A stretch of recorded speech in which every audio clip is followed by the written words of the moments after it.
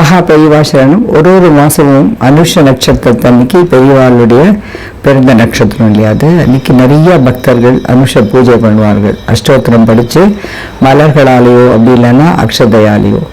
நான் இந்த மாதத்துக்கு எனக்கு தெரிந்த அளவில் ஒரு சின்ன ஒரு கவிதை எழுதினேன். அதை திருமதி சங்கரி சதீஷ் பரத்வாஜ் அப்படிங்கிற ஒரு அற்புதமான பாடகிக்கிட்ட கொடுத்தேன்.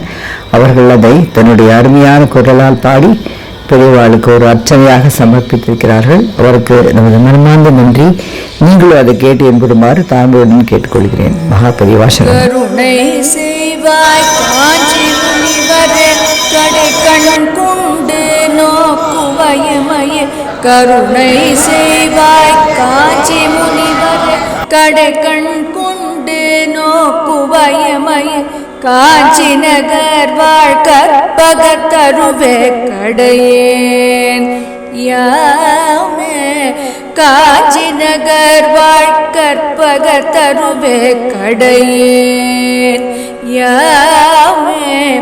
அஞ்ஞானமெனும் சேற்றினில் மூழ்கி அல்லலுருகிறோம் அனுதினமுமே.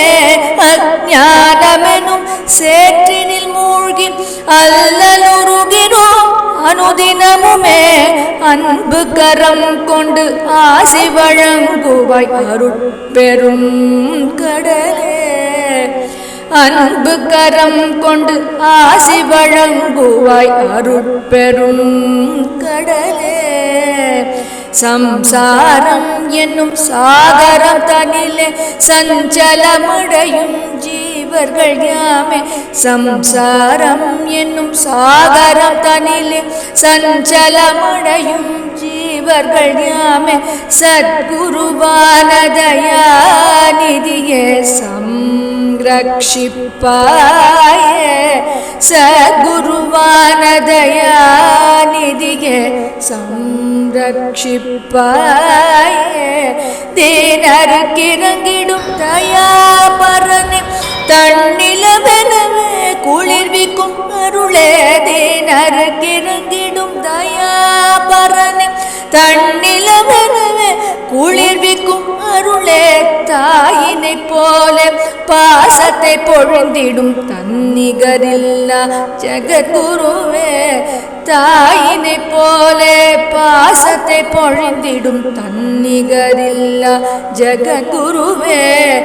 தாயினை போல பாசத்தை பொழிந்திடும் தன்னிகரில்லா ஜெகத்குருவே. ஜெகத்குருவே ஜெகத்குருவே. என்னுடைய ஒரு எளிய கவிதையை ஒரு அற்புதமான பாடலாக மாற்றி பெரியவாளுடைய பாதத்தில் சமர்ப்பித்த திருமதி சங்கரியை எவ்வளவு பாராட்டினாலும் தகும். மகா பெரியவா சரணம்.